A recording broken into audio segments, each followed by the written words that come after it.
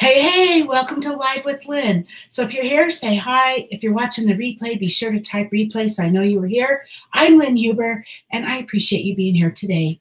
So today I'm going to go in a weird direction. I'm going to talk about making memories with our children. So, I was thinking about all this. It's kind of been on my mind lately, but I've been thinking about what's going on with everything right now. And more specifically, I was thinking about the kids and how they're experiencing all of this.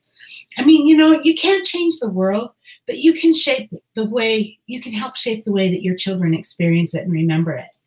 And you will, because you're the person that they need. Now, kids are resilient, I get that, and they're just going to go with the flow. But, times are hard, and I believe that they're going to get harder. And getting through the bad stuff with your kids might be your act of heroism, your heartwarming story, and even your moment of scientific brilliance. Seriously. So we're all grown-ups, and we have to be the grown-ups here, right? So for those of you that have young children, especially those at home now for the foreseeable future with those young children, with schools and daycares closed and social distancing, everything that's going on, what I want to talk about is getting through and making memories and being the grown-ups here. So, hey, Karen, good to see you. So before I get into this, I'm not a child expert by any means. I have kids and grandkids, but they're all grown up now. I have one, a younger one in California, but I don't see him all the time. And so I don't have anybody in my house, right? But I don't have kids at home. But here's the thing. In addition to everything else that you're doing, and you're unexpectedly home with your kids right now, right? In addition to trying to work from home and tracking all the worrisome news and hoarding toilet paper, just kidding. Sorry, I had to get that in there. But not to mention looking up recipes for making your own hand sanitizer. In addition to everything you're having to do right now, you're also making memories and you're helping your kids lay them down. Because this is really important. This is going to be an event that defines your kids' childhoods. That when they grow up, this is going to define their childhoods. It's going to be a touchstone for those little kids whose schools have closed, just as it is for college students sent home when they're expected to be spring breaking or senior springing, right? My friend Gina, her daughter is top in her graduating class, and she would have been valedictorian this year, and now her graduation is canceled. Gina's devastated about this for her daughter. I'm sure her daughter is too. She worked hard, right? But that's just one thing. I'm sure every one of you have some sort of story about how your children are missing out. And the thing is, decades from now, at their college reunions, as they talk to their kids, when they grow up, this pandemic that they're going through right now is going to be one of those things that students are going to remember, what they hark back to and what they have in common. For them, it's going to be just like the memories of where you were and what you understood on 9/11. I know I'll never forget where I was the minute I heard about that, right? Or for people, if you're my age, where you were and what you understood when John F. Kennedy was assassinated. Again, I think I was 4 years old when that happened, but it's like engraved in my brain. I will never forget it. But for your kids, it's going to be more than that. It's going to be even more than that. Because it's not about where you were and what you did at one defining point in time. Remember with JFK and with 9/11, it was one point in time. Boom, it hit the buildings. Oh my God, all hell was breaking loose. Boom, it happened, right? But instead of a memory of that, this is going to be a long, strange interlude where the whole world just came to a stop. Can you imagine when they're thinking back? And then not to mention, there's many things about the future memory that are out of control. Obviously right now we're dealing with uncertainty, anxiety, catastrophe, thinking, all those things are gripping us. And so it's pretty powerful, right? This is a really powerful moment. So I think as parents, we have some power here. We can't change the world, but we can change the larger story. So you can help shape the way your children experience it and remember it. So what I'm telling you, so am I telling you that in addition to homeschooling and wiping down all the surfaces and making nutritious meals and making sure that your kids do everything to the highest possible standards, that you need to reach for something even more amazing? No. No, I'm not. And I'm sure some of you probably think I'm out of my mind, right? But what I'm trying to say is that what is going to be remembered by your kids? Hi, Anitra.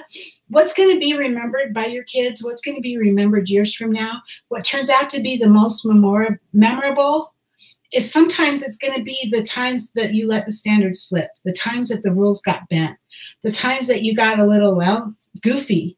I mean, those are the things that are going to be remembered, right? What's not going to be remembered is how you made them do their homework, right? So of course you all want to do your best, but you need to be able to miss without feeling bad about it. And Elizabeth, if you're listening to this, I'm talking to you too. We don't have to be superwoman. We don't have to be perfect. You can miss without feeling bad about it. It's not the end of the world. You know, if your child doesn't get all their homework done, obviously we want to do our best, but if they don't get it all done, they'll catch it up, right? So, but what I'm telling you, you know, some things that that you already know. I mean, you already know these things, but I'm just going to tell you anyway. Limit exposure to the news for yourself and for your kids. When your kids do watch, if they do watch the news, watch it with them and talk about it. It's especially true with older kids and teenagers too, because being alone with the news now is not good for anybody's well-being. It's too easy for us to get in our head, and who knows where that's going to go. Karen says, my kids and grandkids live in another state also, but I've been using Zoom and we see each other on there. That's awesome, Karen. That's really great, because we need to have that time with them, right? So yeah, being alone with the news is not good for anyone, because, you know, it gets in your head, right? And then we've all heard, and I talk about a lot about planning your day and establishing routines, and that's good for your kids. And yes, the more you can help your children use those screens to feel connected to teachers and classmates and grandparents, the Zoom calls and the classroom settings, the more you can do that, the better, obviously. And you also want to do things that, you know, that we've heard about that we did before we had phones and computers, such as board games and charades and recitations, you know, all different kinds of things like that.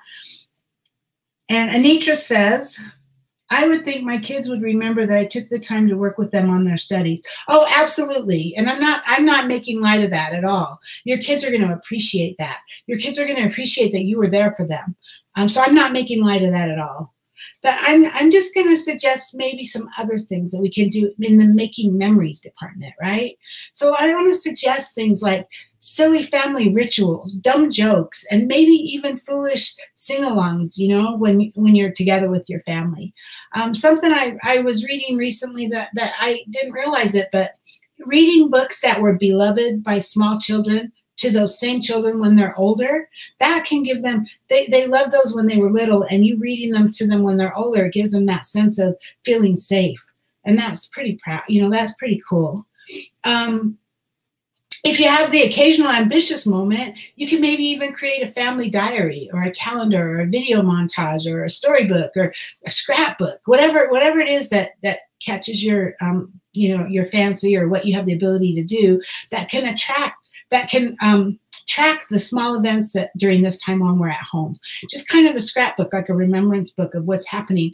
Recognizing that even if day by day not much is happening, it's still going to be a time that all these children are going to look back to all their lives. So I'm not suggesting that you do this whole grand thing. I mean, at all. You know, none of us are ever going to be Von Trapp family singers, right? Who knows what that is? That's one of my favorite shows, by the way. But you know, of course, if you do want to do the Von Trapp family singers and you want to create a video and post it, we'll certainly watch you and applaud, right? But I'm just saying, no, I think part of being grown up right now, part of being the adult maybe, is just putting yourself out there a little and experiment with things that we can do to help make the time as positive as possible. Because I don't know, I just think that this is such a profound moment. We're going to get through this. I really believe we're going to get through this.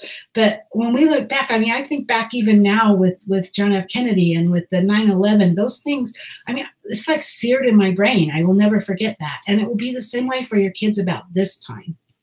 So let's see. Tonight we will play Uno Attack. It's a fun card. There you go. You're playing Uno Attack. It's a fun card game. There you go. Play some games with your kids. That's awesome. And so you guys, you know this, but I'm going to say it anyway. We need to tell all the people we love how much we love them, and tell them often, right? We need to thank the people who are taking the risk to keep us safe.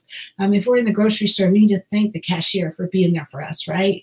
Our children are going to see all of this and they're going to remember it. I promise. So that's really what I have for you. You guys have some great ideas. Thank you for sharing. I would love to hear everyone else's thoughts. I mean, what kinds of things are you doing with your children that's something positive that they'll remember later? So please get down in the comments and share with us. I'd love to hear your thoughts. Thanks, Karen and Anitra, for being on live with me today. I really appreciate you guys. And I hope you have a great day, and I'll see you tomorrow. Bye-bye.